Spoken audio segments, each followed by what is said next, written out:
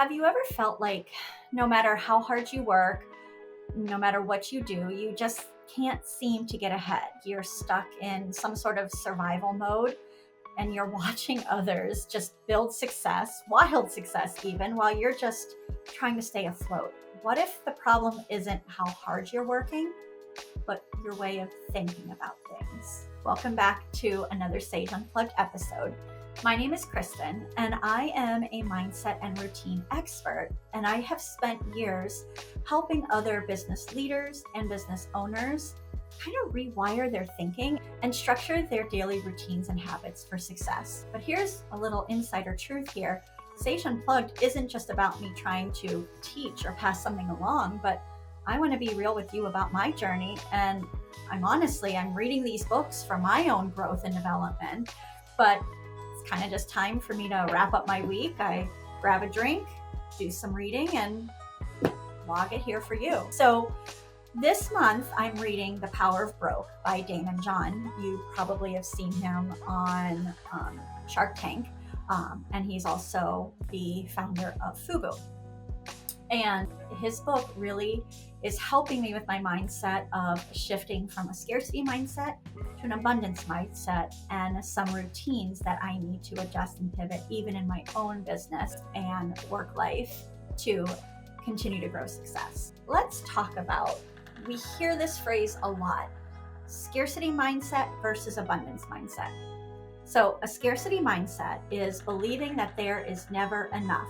When you're in this mindset, you are often hoarding resources. You live in kind of a state of fear and risk.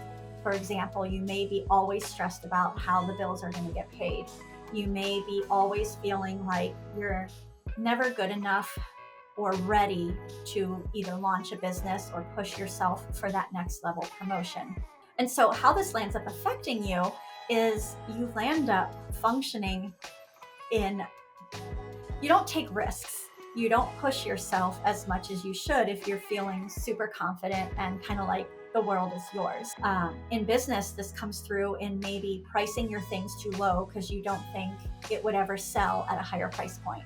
Or you end up just grinding yourself and working so hard that you burn out before you ever really start seeing true business potential. So shifting your mindset from scarcity to abundance mindset. Now, what is abundance mindset? This is when you truly believe that you have access to the resources that you need. But you have to keep in mind, money is not always the resource that you need. And Daymond talks about this with his own personal journey with FUBU. My partner Leilani talks about this with her own journey with Be Chic, and even what she's doing with government contracts. I'm seeing it in businesses that I've been part of startups, and businesses that I work for that have corporates. They talk about running super lean and just being more effective and more creative. So an abundance mindset doesn't mean I have all the money in the whole world. I mean, that's great if you can think like that. But abundance mindset is that you have the resources and the tools, and a lot of them are inside you, inside your mindset and your drive and your passion to help unlock how to be successful. Why do we struggle with this so much? Well, a lot of it is from how we're wired from even an early age. I mean, I don't know about you, but I heard money doesn't grow on trees, or make sure you have X amount in the bank before you do this. We are just wired to think about how important money is for success. That isn't necessarily the case. So what I want to do today is I want to take you through 4 scarcity mindset thought process and how to shift your routine to break through those. The first scarcity mindset, it's costly, is the fear of spending or investing in growth. So an example of this might be, as a business owner, you're refusing to hire help or outsource when it's time to free up your time to do the things that'll truly continue to grow your business. When you're launching your business, it may not be the right time to hire or outsource for things. But as your business is growing, you begin to hit that pain point where you just can't seem, you've plateaued and you just can't seem to make more because you just don't have enough time to pour into what will make you more money, or you're having to sacrifice things because you have to be in front of more customers or make the goods yourself or prepare things like that. So how do you get out of that mindset? It does start a little bit with your morning routine and how you're thinking and what you're finding in your life that you can be grateful for. But what do you actually need to put in practice to solve that? Well, first, make sure you are tracking every single expense, and expenses that you may have looped into, a waste or negative. Try relabeling that as an investment. So if you try something and it didn't necessarily work, well, you invested in this, but make sure you catalog why it didn't work and what you might want to try different, because the point is to learn from those costly mistakes and not let them defeat you. You're only defeated once you stay down, so don't stay down. So the second costly mindset is focusing on competition instead of creation.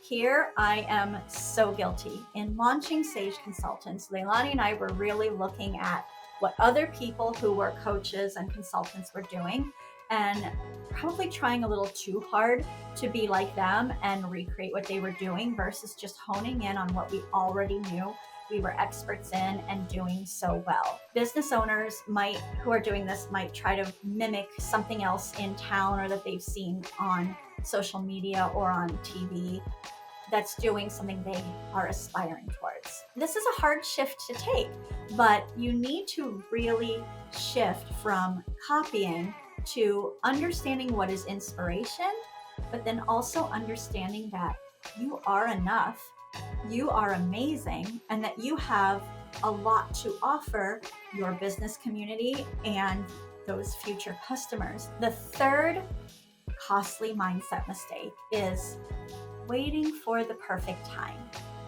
This is really hard, right? Because certain businesses, in order to launch, you feel like you need to have X amount because you have to buy the goods or you have to secure a place to lease.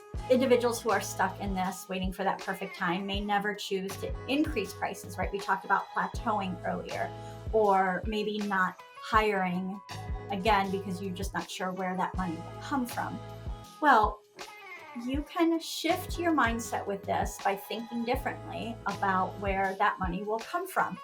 For example, Leilani and I have talked about this with hiring. There's nothing wrong with going after a commission or results-based payment system. There are people who know they are very good at closing deals or building customer relationships, and you would be surprised what you could find somebody who is willing to join your team to work on a results-driven pay scale. I mean, it will require a lot of negotiation, and you really have to understand how much do you need to make to be able to fairly compensate them, but that could be a true win-win. Look at interns. There are tons of students so hungry to get business experience and business exposure as they are going after their passion in life, that all they need is a little time to get hands-on to something to see if something will work. Is an intern the right thing for your business?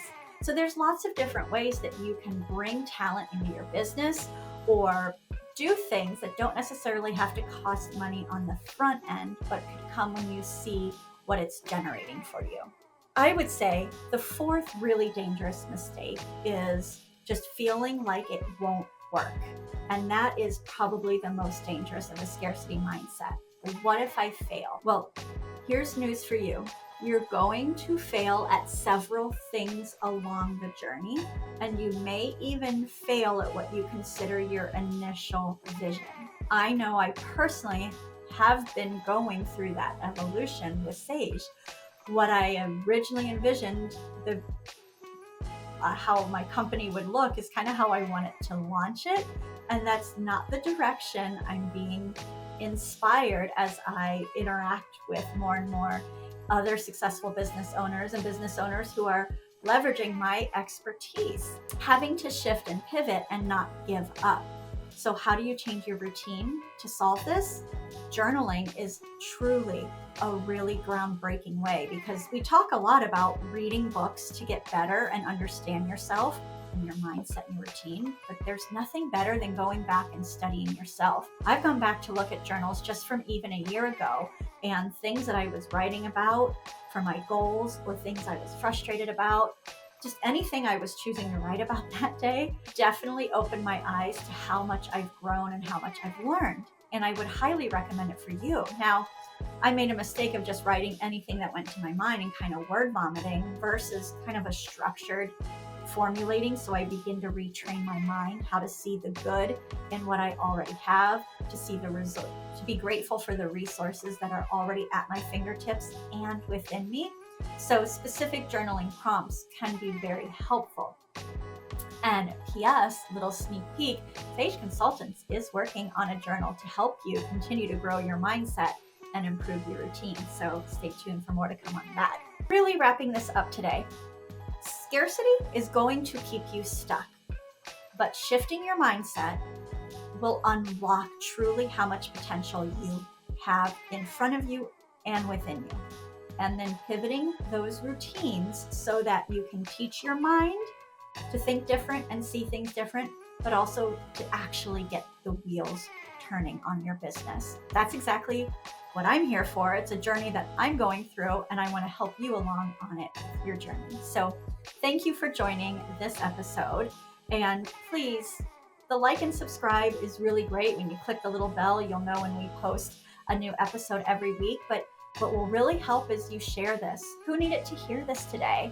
Or are you on this journey and you want to send this to your accountability partner so they understand where you're wanting to grow your mindset?